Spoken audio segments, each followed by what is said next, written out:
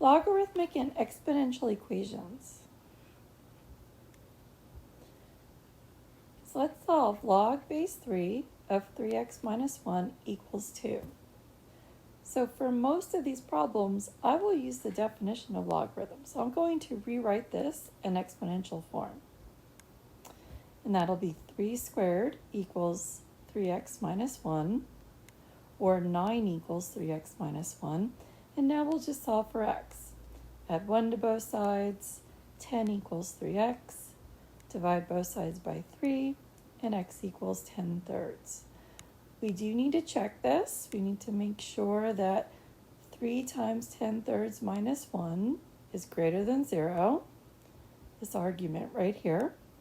So 10 minus 1 is greater than 0. 9 is greater than 0. So yes, this works. And 10 thirds is our solution. Okay, so there's a property that says if log base a of m equals log base a of n, then m equals n, where m, n, and a are positive and a does not equal 1. So what's important is that we have two logs with the same base on either side of the equal sign. And if that's true, then we can set the arguments m equal to the argument n. So m equals n. We're not canceling out the logs, we're just ignoring the log part and just setting the arguments equal. So let's solve this equation. 2 log base 5 of x equals 3 log base 5 of 4. So this almost satisfies that previous property, but we need to get rid of the coefficients in front of the logs. So this is where we're going to start using the log properties. So our 2 can become an exponent on our argument, and our 3 as well. So this becomes log base 5 of x squared equals log base 5 of 4 cubed. And now, because we have log base 5 on both sides of the equal sign, we can ignore that and set its arguments equal to each other.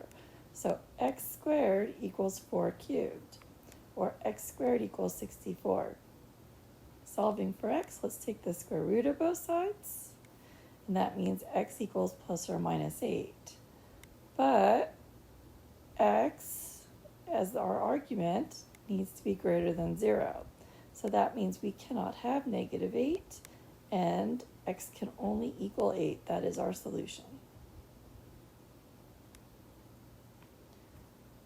Log of 2x minus log of x minus 3 equals 1. So here we're going to use the property that says if we have the difference of two logs of the same base, we can rewrite this as the log of a quotient.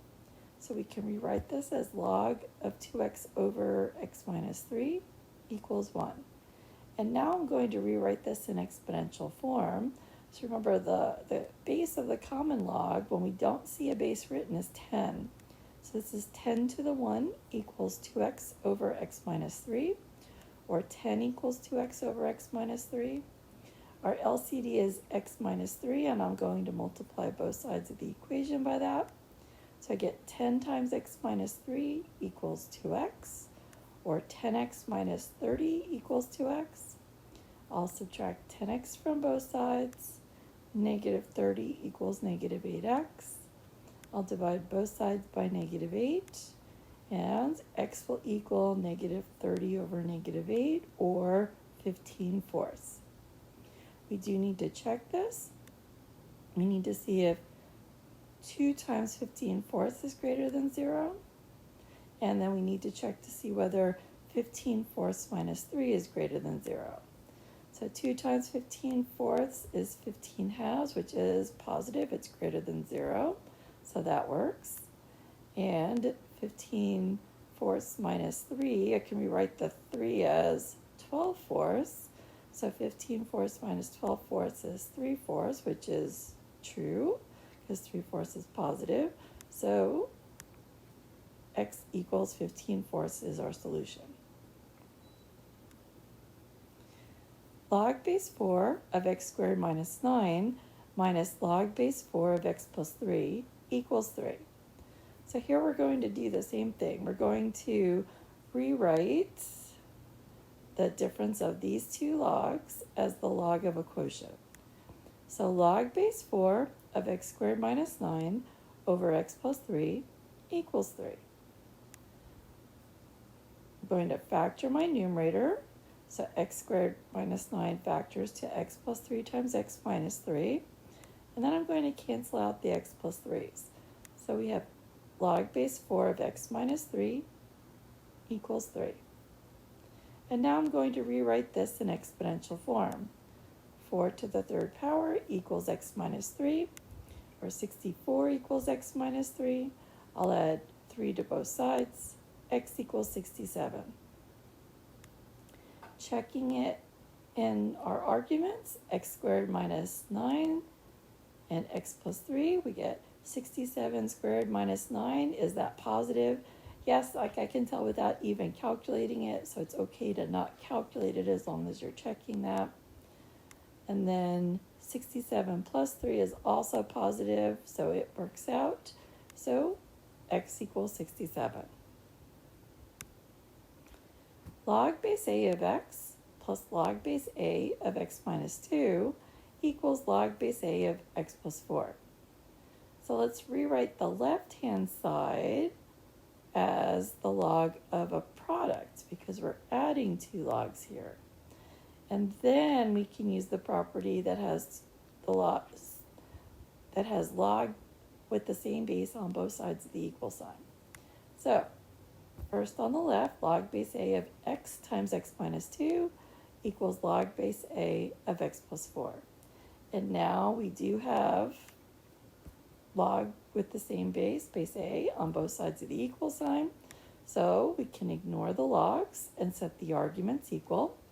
X times x minus 2 equals x plus 4, or x squared minus 2x equals x plus 4.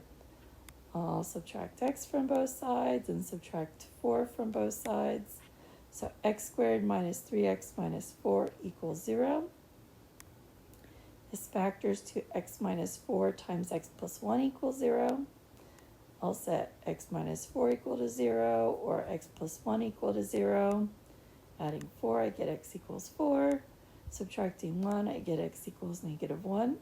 So these are our two possible solutions, but we need to check them in our arguments. So here in this first log, x is our argument. X needs to be greater than 0, which means that x cannot equal negative 1. But 4 is greater than 0. If I check it in the second argument, 4 minus 2 is greater than 0. And then in the last argument, 4 plus 4 is greater than 0. So x equals 4 is our solution. Okay, so now here, what's important to note is where the parentheses are.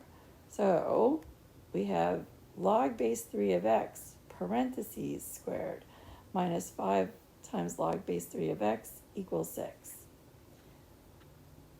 So here, what we're going to do is use substitution that we saw earlier in the semester. So u equals log base 3 of x. U squared equals log base 3 of x quantity squared. Substituting in, we've got u squared minus 5u equals 6. Or u squared minus 5u minus 6 equals 0. I can factor this to u minus 6 times u plus 1 equals 0. Set each factor equal to 0. Adding 6, we get u is 6. Subtracting 1, we get u equals negative 1. But then remember, u equals log base 3 of x, so we will substitute that back in. Log base 3 of x equals 6, or log base 3 of x equals negative 1. I'll solve by rewriting in exponential form. So 3 to the 6 equals x, or x equals 729. 3 to the negative 1 equals x, or x equals 1/3. Okay, checking in my argument. So x needs to be greater than 0, and 729 is greater than 0. And 1/3 is greater than 0.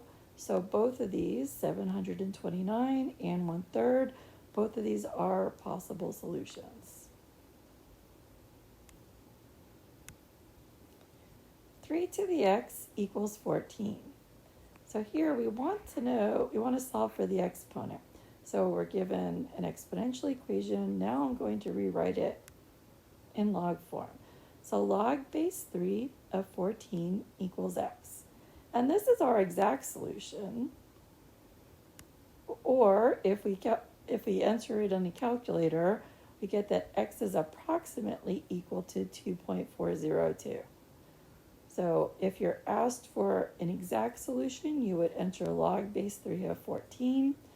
You don't necessarily need the parentheses around the 14, but when I'm handwriting expressions, it's easier to see that that's the argument if I put the parentheses. And if you're asked to give an approximate answer or to give a decimal rounded to so many decimal places, for example, 3 decimal places, 2.402 would be an approximation. 0.3 times 4 to the 0.2x equals 0.2. So now here we cannot go directly to writing this as a log equation or putting it in log form because the base is 4 of the exponential expression. So we need to divide both sides by 0.3 first. When I do that, I get 4 to the 0.2x equals 2/3. And now I can rewrite this in log form as log base 4 of 2/3 equals 0.2x. I'll divide by 0.2 on both sides, which is the same as multiplying both sides by 5. So 5 times log base 4 of 2/3 equals x. And this is our exact solution, or one form of it. But remember, we have a property that says if we've got a number out in front of the log, we can bring it up and make it the exponent on the make it the exponent on the argument. So we could also write this as log base 4 of 2/3 raised to the 5th power, or log base 4 of 32 over 243. This is our exact solution, and if I wanted a decimal approximation, x is approximately equal to negative 1.462. 3/5 to the x equals 7 to the 1 minus x. Now there are a couple of different ways we can solve this. I'm going to start by putting this in log form. And you have your choice of what you use as your base. I'm going to use 3/5 as my base of my log, but I could have easily have used 7 as well. So log base 3/5 of 7 to the 1 minus x equals x. Okay, now I'm going to use the property that moves the exponent out in front of the log. So 1 minus x times log base 3/5 of 7 equals x. I'm going to distribute. I get log base 3/5 of 7 minus x times the log base 3/5 of 7 equals x. We want to move both of our expressions with an x to one side. So I will add x times log base 3/5 of 7 to both sides. And I get log base 3/5 of 7 equals x plus x times the log base 3/5 of 7. I'm going to factor x out of the right-hand side. So log base 3/5 of 7 equals x times the quantity 1 plus log base 3/5 of 7. And then finally, to get x by itself, I'm going to divide both sides by 1 plus log base 3/5 of 7. So, after all this, x equals log base 3/5 of 7 over 1 plus log base 3/5 of 7. And this is considered my exact answer, or approximately equal to 1.356. Now, an alternate way of solving this original equation, so I rewrote the original equation, 3/5 to the x power equals 7 to the 1 minus x power. I could take the log of both sides. And here I'm taking the natural log, but you could have taken a common log as well. And then I'm going to use the property that moves the exponent of the argument in front of the log. So I have x times the natural log of 3/5 equals 1 minus x times the natural log of 7. I'll distribute on the right-hand side. X times the natural log of 3/5 equals the natural log of 7 minus x times the natural log of 7. I will add x times the natural log of 7 to both sides so that both terms with the x are on my left-hand side. So I have x times the natural log of 3/5 plus x times the natural log of 7 equals the natural log of 7. I will factor x out of the terms on the left-hand side. So x times the natural log of 3/5 plus the natural log of 7 equals the natural log of 7. And then I will divide both sides. Well, nope, actually, let's remember that we have a property that says if we have the sum of two logs, we can rewrite that as the log of the product. So I have the natural log of 3/5 times 7 equals 21/5. And that equals the natural log of 7. And now I can divide both sides by the natural log of 21/5. And x equals the natural log of 7 over the natural log of 21/5. So it's just another form of what we had before. And that also equals approximately 1.356.